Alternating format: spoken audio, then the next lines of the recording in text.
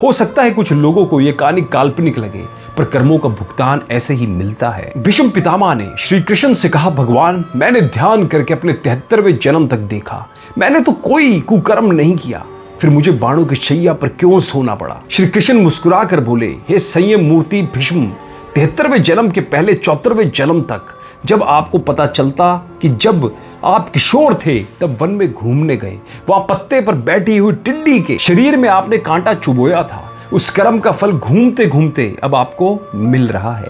कर्म का फल 6 साल में दुगुना, 12 साल में 4 गुना, 18 साल में 8 गुना, 24 साल में 16 गुना इस प्रकार मिलता है। इसलिए जब आप कर्ता होकर कर्म कर रहे हैं तो सोच लें कि इसका क्या फल होगा। धृतराष्ट्र ने भी श्री कृष्ण से अपने कर्मों का हिसाब किताब पूछा, मैंने ऐसा क्या कर्म किया कि मुझे अपने 100 बेटों की मृत्यु का शोक मिला। मैंने अपने 100 जन्मों तक पीछे देखा है श्री कृष्ण, लेकिन ऐसा कोई कर्म मैंने नहीं किया। श्री कृष्ण ने अपने योग बल से धृतराष्ट्र को आंखें दी। हे राजा, आप ये देखो, आप स्वादिष्ट व्यंजनों में खोए रहते थे, बिना विचार किए जो सामने आ जाता खा लेते। इनाम भी दिया एक दिन रसोइया ने हंस के 100 बच्चों का मांस बनाकर एक एक करके राजा को यानी आपको खिला दिया। श्री कृष्ण ने कहा, धृतराज जी आप स्वाद में अंधे हो गए, तभी आप इस जन्म में अंधे बने। तुम्हारे पुण्यों के प्रभाव से 100 जन्म तक तो तुम्हें फल नहीं मिला, लेकिन इस जन्म में हंस के 100 बच्चों को खाने का फल तुम्हें मिल गया, तभी तुम्हारे 100 पुत्र मारे गए।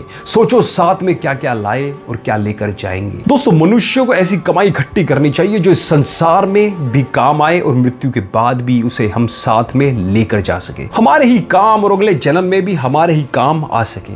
सभी जानते हैं कि हम खाली हाथ इस संसार में आए और खाली हाथ ही जाना है। मृत्यु के समय ये धन दौलत, जमीन, मकान, व्यापार, नौकरी, नाम, शौहरत, रिश्तेदार, भाई बहन, माँ बाप, सभी बच्चे, किसी को भी साथ नहीं ले जा सकते, चाहे राजा सम्राट हो या कोई भिखारी हो। इसलिए इतना मोह, इतना ज्यादा लगाव इनसे क्यों रखें। साथ में हमारे जाएंगे सिर्फ हमारे अपने किए हुए अच्छे या बुरे कर्म, कीर्ति या अपकीर्ति, दान धर्म परोपकार, दुखियों की सेवा, पुण्य जो भी हम इस जन्म में करेंगे ये अवश्य साथ जाएगा और हमारे ही काम आएगा। हमें प्रत्येक दिन जब भी हमारा मन शांत हो, आंखें बंद करके 2, 4, 5 मिनट ये सोचना अवश्य चाहिए कि हम इतनी बढ़िया शांति को क्यों अपने साथ क्यों बांधे हुए हैं। ये भाग दौड़, तनाव ताना बाना मकड़ी के जैसा जाला बुनकर खुद उसमें उलझते हुए क्यों है और किसके लिए है। एक बात और अंत में याद रखिएगा, कर्मों का फल हमें अवश्य ही भुगतना ही पड़ेगा। इसलिए जो कुछ भी करो तो सोच समझ कर करें, क्योंकि एक ना एक दिन हमने जो किया है वो हमें डबल होकर अवश्य मिलेगा। इसी प्रकार हर काम करते समय ध्यान रहे कि हम कौन सा काम सही कर रहे हैं और कौन सा काम गलत कर रहे हैं।